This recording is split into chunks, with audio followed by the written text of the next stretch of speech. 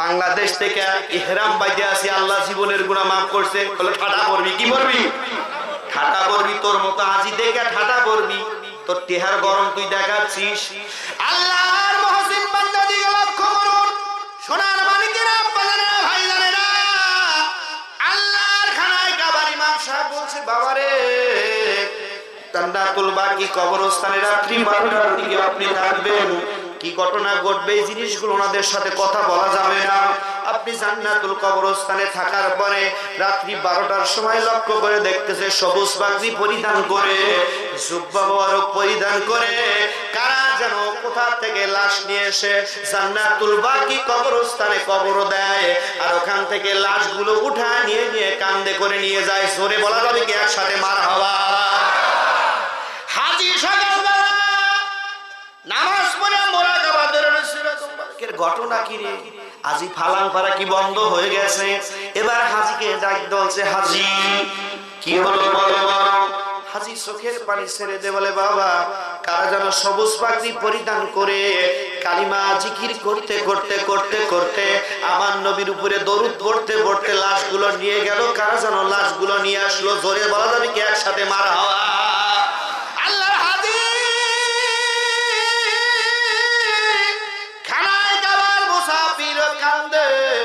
ইমাম সাহেব ডাক দলে, বাবারে যাদের টাকা নাই, যাদের পয়সা নাই, গভীর রাত্রে নামাজ পড়ে চোখের পানি ছেড়ে দিয়ে দে কান্দে, মালিক তোমার মক্কা মদিনায় তোমার রাসূলুল্লাহ রওজায় যেতে পারলাম না, আল্লাহ দয়া করে মেহেরবানি করে আমার নবীর জিয়ারতটুকু নসিব করে দিও। জোরে বলা যাবে কি একবার মারহাবা? এই লোকটা মারা যাওয়ার পরে তিনজন মানুষ কান্দে কবরের ভিতরে নামায়া দেয়। নামায়া দেওয়ার পরে বিসমিল্লাহি ওয়া আলা মিল্লাতি রাসূলিল্লাহ সাল্লাল্লাহু আলাইহি সাল্লাম বলে যখন আপনি অন্য কোন দল চলে কি কথা কয় না রে, চলে কি? ওখানে যা দলের নাম কয়েন যে আমি আওয়ামী লীগ করি, আমি বিএনপি করি, আমি জামাত করি, আমি জাতীয় পার্টি করি, চলবি কি ওখানে? তাহলে আমার আপনার দল হলে আহলে সুন্নাত দল জামাত। জোরে বলা যাবে কি একবার মারহাবা? এই জোরে বল মারহাবা। এ নবীর উম্মতিরা রে, ইমাম সাহেব ডাক দিয়ে বলতেছে, বাবারে তাদের লাশখানা কবরের ভিতরে রাখার পরে আল্লাহর হাবিব রাহমাতাল লিল আলামিন নবীর কবর পর্যন্ত, তাদের কবর পর্যন্ত কবরটা প্রসার প্রসার করে দেওয়া হয়। ওই লাশগুলো মদিনায় নিয়ে আসা হয়, আর যত ওরা জরা মরে ওই কান্দে করে তার দেশেই ফেরত দেওয়া হয়। কোন একবার মারহাবা? জোরে মারহাবা। এবার চাচা রাইতে বলছে, ইমাম সাহেব ছেড়ে দে মা, কাজে মরি, ছেড়ে দে মা, কাইদে মরি। আমার প্র্যাকটিক্যাল জীবনে বলি একটা কথা, আমি সুন্দর করে আপনার ঢাকা থেকে প্রোগ্রাম করে, গাজীপুর থেকে প্রোগ্রাম করে শ্বশুর বাড়িতে যাচ্ছি।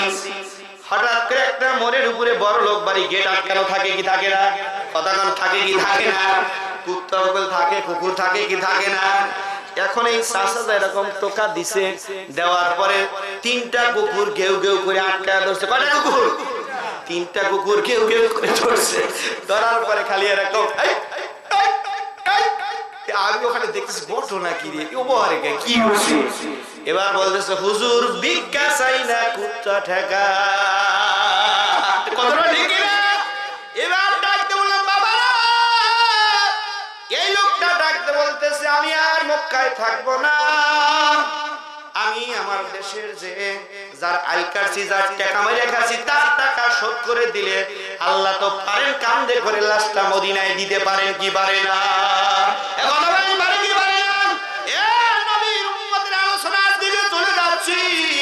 মালিক ইবনে দিনারের কথা মনে আছে কিনা? হুজুর আমার কাদায় গাবার গেলাম ধরে কান্দে, আল্লাহ কোন লোকটা 49 বছর ধরে হজ কবুল হচ্ছে না। আল্লাহ তাবারক তাআলা ডাক দিয়ে বলে, হারুন নামে একজন ব্যক্তি শাম দেশে আছে। কোন দেশে? খোদা কয় না কোন দেশে? করম ধরছে না ঘুম ধরছে? কথা বলতে হবে আমার সাথে। শাম দেশে কোন দেশে? শাম দেশে ওই ব্যক্তি আছে রে মালিক। ওই লোকটার কাছে জিজ্ঞাসা করো কি এমন অপরাধ করেছে। আল্লাহর আলী মালিক ইবনে দিনার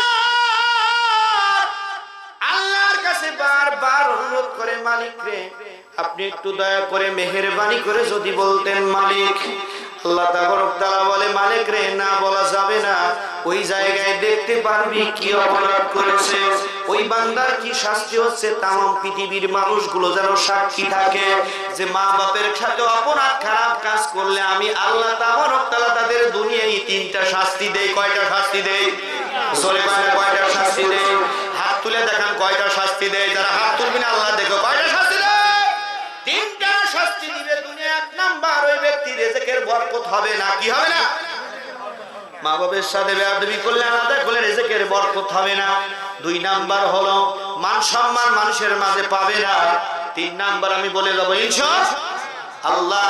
এদিকে লক্ষ্য করুন সোনার মানিকেরা, আব্বা জানেরা, ভাই জানেরা, আল্লাহর ওলি মালিক ইবনে দিনার কাঁদতে কাঁদতে রওনা হলো। আল্লাহ পাক মালিক ইবনে দিনারকে সুন্দর করে টুকটুক করে নিয়ে গেলেন। নিয়ে যাওয়ার পরে দেখতেছেন হারুনের ডান হাত নাই। কোন হাত নাই? ডান হাত নাই, ডান পাটা নাই। একটা পায়ের উপরে দাঁড়ায় হারুন চোখের পানি ছেড়ে দিয়ে দিয়ে কান্দে, আল্লাহ তুমি আমাকে মাফ করে দাও। আল্লাহ তুমি যদি মাফ না করো কার দরজায় যাও? আল্লাহ গভীর রাত্রে তোমার কাছে হাত তুলে কেঁদেছি, তুমি মাফ করো নাই। ছাপা মারো যে দাঁড়ায় আছি, আল্লাহ তুমি আমাকে মাফ করো নাই। নবীর রওজায় গেছি, তুমি আমাকে মাফ করো নাই। আল্লাহ তুমি আমাকে মাফ করে দাও। কারণ হলো হযরতে হারুন বলে, মালিক ইবনে দিনার বলে, তামাম দুনিয়ার মানুষেরা হারুনের কান্না চোখের পানি দেখার পরে আমি সহ্য করতে পারলাম না। আমি হাত তুলবো, আল্লাহ ডাকতে বললেন, মালিক খবরদার হাত তোলা যাবে না। এই বেঈমানের সাথে হাত তোলা যাবে না, হাত তুলিও না।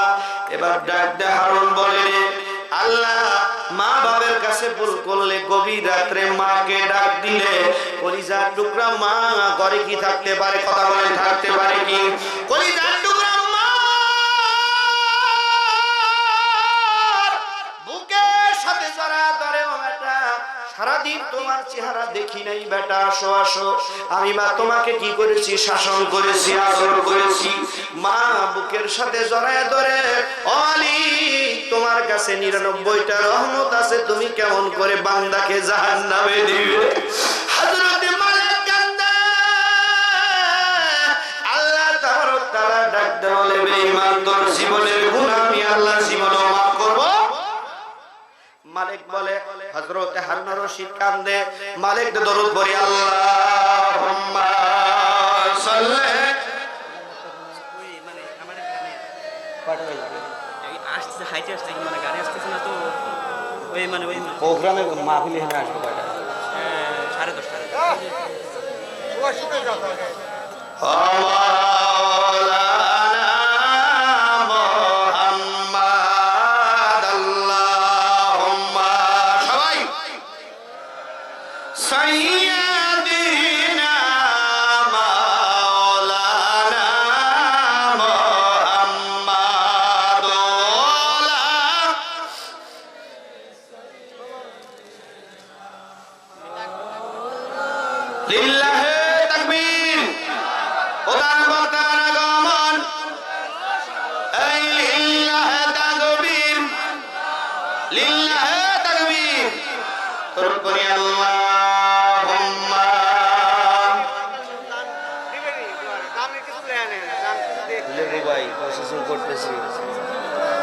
আমার সিস্টেম জানা আছে।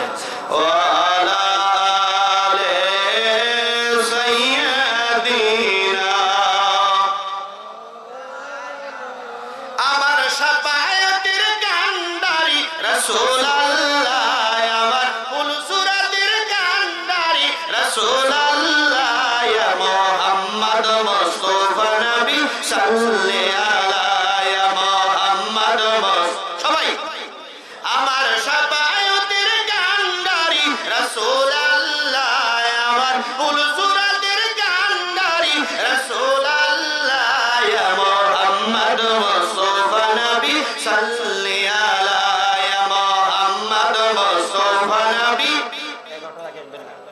কেউ বা বলে নবী বাবারি বাবা,